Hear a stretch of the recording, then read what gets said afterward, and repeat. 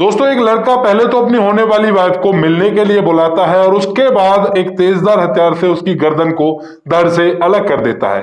अगर आप लोगों को इस कहानी के बारे में पूरा जानना है तो आप लोग हमारे वीडियो को अंत तक जरूर देखें। नमस्कार दोस्तों, मेरा नाम है जोकर। स्वागत करता हूं आपका जोकर न्यूज के एक और नए एपिसोड में। आज की ये घटना है बिहार के नालंदा जिले के बीघा गांव से। वहां पर एक लड़की होती है जिसका नाम होता है खुशबू, जिसकी उम्र होती है 19 साल। अभी तक दोस्तों खुशबू की शादी नहीं हुई है, वो केवल पढ़ाई कर रही है और उसके परिवार वाले उस पर बहुत सारा लाड प्यार किया करते हैं, उनको अच्छी तरह से उसको पढ़ाई करा रहे हैं। और दोस्तों इसके बाद उसकी उम्र जो है वो शादी के लायक हो गई है, तो परिवार वाले इधर उधर उसके लिए रिश्ता ढूंढने लगते हैं। अब इसी कस्मोकस में उनको एक रिश्ता मिल भी जाता है जो कि उन्हीं के गांव के पड़ोस के गांव से था, और लड़के का नाम होता है आजाद, जिसकी उम्र होती है 22 साल। तो दोस्तों उसके बाद दोनों परिवार वाले मिलकर रिश्ते को पक्का कर देते हैं, और पक्का करने के बाद दोनों ही परिवार वाले बहुत ज्यादा अवेयर थे आजकल के माहौल को लेकर, तो इसी वजह से वो दोनों को आपस में बात करने की छूट भी दे देते हैं कि भाई आपस में आप लोग बातें कर लो। और उसके बाद लड़की वाले लड़कों वालों को लगभग 4 लाख रुपए भी शादी के लिए दे देते हैं। अब इसके बाद दोस्तों जो लड़का होता है आजाद, वो बार बार खुशबू से बातें किया करता है फोन पे, काफी लंबी उनकी बातें चलती हैं, और उसके बाद वो उससे मिलने के लिए भी आया करता है। परंतु मैंने आप लोगों को बताया था दोनों परिवार बहुत ज्यादा समझदार थे, तो इसी वजह से उनके बीच में ऐसी कोई दिक्कत नहीं होती यहाँ पे। और जब वो लड़का उस लड़की से मिलने के लिए आया करता था तो लड़की की चाची उसके साथ लड़की के साथ जाकर उस लड़के से उसको मिला दिया करती थी। और दोस्तों इसी तरह से वो कई बार उससे मिलने आता है और फोन पर उनकी बातें लगातार होती रहती है। इसी तरह से सब कुछ ठीक चल रहा था, परंतु एक दिन क्या होता है दोस्तों, एक दिन वो लड़का लड़की को मिलने के लिए फोन करता है, और जब लड़की अपनी चाची से कहती है कि मुझे उससे मिलने के लिए जाना है, तो उसकी चाची बोलती है कि अभी मुझे थोड़ा काम है, तो थोड़ी देर बाद हम दोनों उससे मिलने के लिए जाएंगे।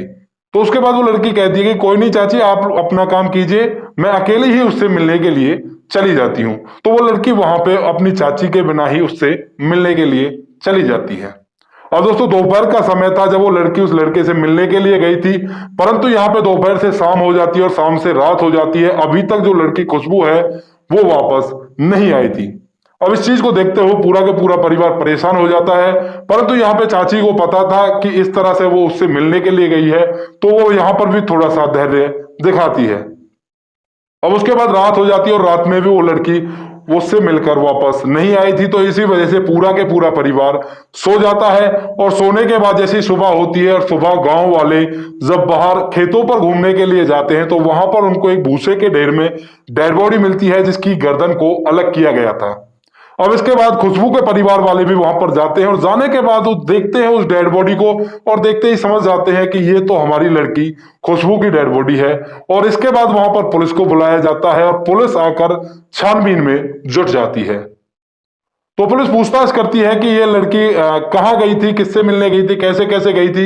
तो इसी पूछताछ के दौरान खुशबू की चाची होती है, वो बताती है पुलिस को कि ये अपने मंगेतर से मिलने के लिए गई थी, और कल मुझे काम था तो इस वजह से मैं इसके साथ नहीं जा पाई थी। तो उसके बाद उसके मंगेतर का एड्रेस लिया जाता है, और उसके बाद जो लड़का आजाद होता है उसको घर से उठा लिया जाता है पुलिस प्रशासन के द्वारा। और दोस्तों इसके बाद पुलिस उसको उठा लेती है, और उठाने के बाद उससे सख्ताई से पूछताछ करती है, तो वो तोते की तरह बोलने लगता है पूरी की पूरी घटनाक्रम को, पूरी की पूरी सच्चाई को। यहाँ पर वो बताता है कि साहब मुझे इस लड़की से पहले से कभी से भी प्यार नहीं था, मैं तो किसी और से प्यार करता था। अब घर वालों ने इसके साथ रिश्ता तय कर दिया, तो मैं कर भी क्या सकता था, ना तो घर वालों से मना कर सकता था रिश्ते की, और ना ही इस लड़की से मना कर सकता था। अब दोस्तों इस घटना के बारे में आप लोग क्या कहना चाहते हो, अपनी राय कमेंट बॉक्स में जरूर लिखें। यहाँ पर क्या केवल एक रास्ता यही बच गया था जिससे रिश्ता होने से बचा जा सकता था, या फिर और भी रास्ते थे?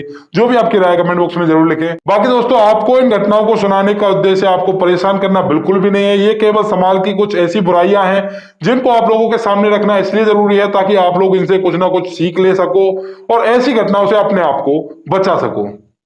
तो दोस्तों मिलते हैं किसी क्राइम की सच्ची घटना के साथ, तब तक अपना ख्याल रखें, रिश्तों की अहमियत को समझें। जय हिंद, जय भारत।